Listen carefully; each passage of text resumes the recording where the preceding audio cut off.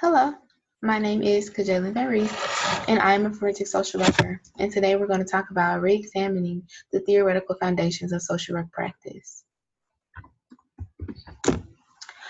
Theories are a big factor in social work practice. Theories are the framework of most social work research today. The requirements of a theory are necessary in order for them to be used and understood in research. Those requirements consist of the explanation, the assumptions, and the predictions of said theories. Once the theories are understood, research may then begin. Research may consist of experiments and/or observations. Experiments and observations are necessary for either proving or denouncing a theory. Experiments and observations may be repeated by many different experimenters and most likely yield different results from each. The more a theory becomes proven to be right, it will eventually become adopted into the direct practice of social work. In order for a theory to be adopted, it must have ethical research tied to it. Theories with ethical research can only be used in direct practice. As a social worker, research is an important aspect of the job. As we all know, to be competent, social workers must have knowledge of theories that they plan to adopt in their practice. Theories can guide and promote effective, ethical, and competent social work practice because those who adopt those theories into their practice have ethical research to prove the effectiveness of said theories. The experiments and observations attached to the theories allow social workers to implement evidence-based practices into evidence-based practices and impact their clients' lives in a positive way. Um, Next, I want to discuss the major theories of human development. And first, we're going to talk about here I have compared the two cognitive developmental theories with Vygotsky and Piaget. Piaget cognitive developmental theory consisted of 4 stages of development compared to his counterparts, Erik Erikson, for example, who only had 8 stages. Piaget's theories focus on equilibrium and the need for organisms to achieve it. The first stage of Piaget's theory begins as early as birth and doesn't end until the child reaches 18 months. This stage, called sensory motor intelligence, is where children start to form sensory and motor schemes. These schemes allow children to control their environments. The second stage of Piaget's theory is called pre-operational thought, which involves children developing the tools for language. This stage occurs when children start to learn a new language and ends when the child is about 5 or 6 years old. The third stage begins with a child when he or she is 6 or 7, and follows them into adolescence. Children begin to appreciate casual relationships and become better at problem solving. Formal operational thought is the last stage of Piaget's cognitive developmental theory. This stage starts at age 11 and goes into adulthood. Unlike Piaget, Vygotsky did not mainly focus on stages. To understand development, Vygotsky felt as though a person's social historical framework was an important factor. Piaget's stages start at childhood but follows into adulthood, but Vygotsky's theory mainly focuses just on childhood. Vygotsky felt as though language and speech were linked to development. Vygotsky's theory explains that a person's culture had much to do with their development. Vygotsky's theory explained that there are 4 key concepts. The first is culture as a mediator of cognitive restructuring. The second is movement from intermental to intramental.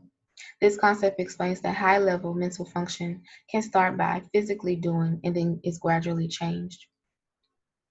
Inner speech is the third concept. Vygotsky felt speech was an essential role. And the last concept is the zone of proximal development. This concept explains how learning and development collide with one another. Like Piaget, cognitive development theory, Erik Erikson's psychosocial theory focused on the entire lifespan of an individual. Erikson's theory and Vygotsky's theory are similar because both believe that culture played a role in development. Erikson's theory consisted of 8 stages, starting at oral sensory and ending at maturity. Freud's research was the framework for researchers that followed him.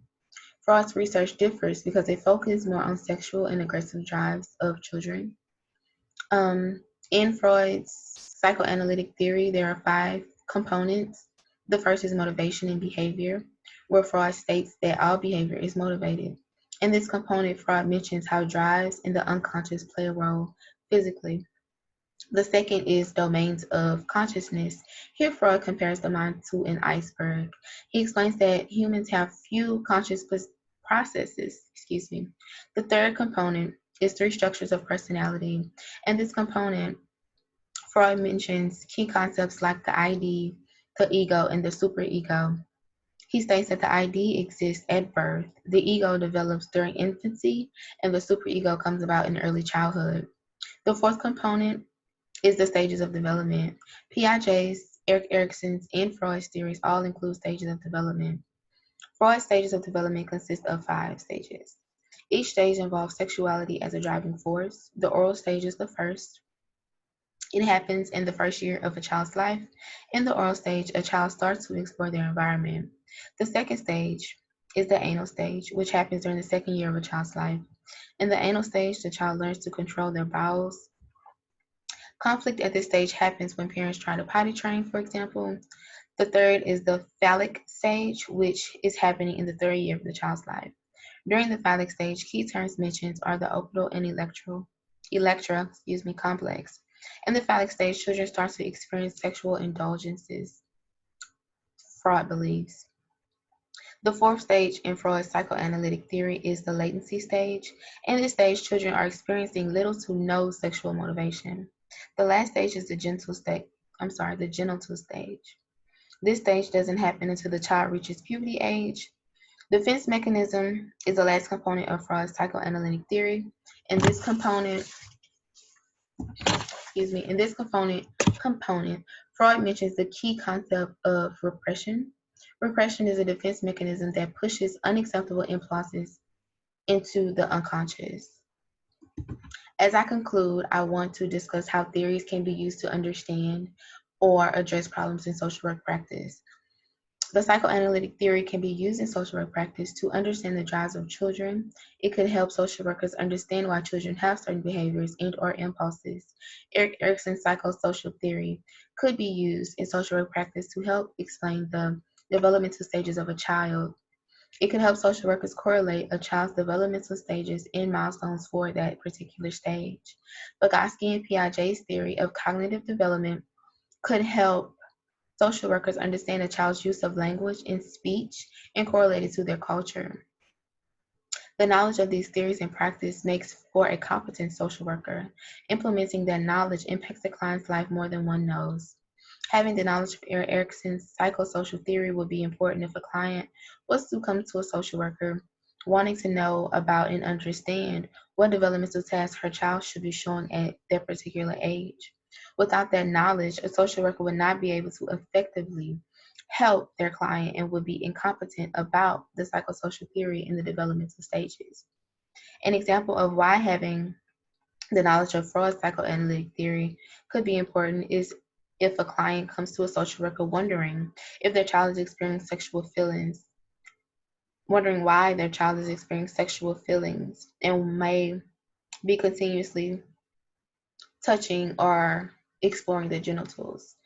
A social worker could explain to the client that in the third year of a child's life, a child may start to feel sensations in their genital area, and what that child is experiencing is normal. The use of these theories in social work should be important for helping all types of clients. The continuous exploration of these theories in social work are just as important as implementing them in everyday work. With the development of Freud's theory, that way has paved for others after him to either prove or further explore his work. As time periods change, some concepts may need to be altered. The continuous explorations of human development theory is important for altering concepts for new age social problems. With continuous explorations, Erik Erikson's theory would not have been fully developed into something more. Newman and Newman felt as though Erikson's theory were incomplete, so they added more developmental stages covering all ages of a person's life. Using older theories in direct practice of social work is not as effective as using newly improved theories. Improved theories have accounted for new cultures, new language, new speech, and etc. Again, my name is Kajali Laris, and I thank you guys for attending my speech. Thank you.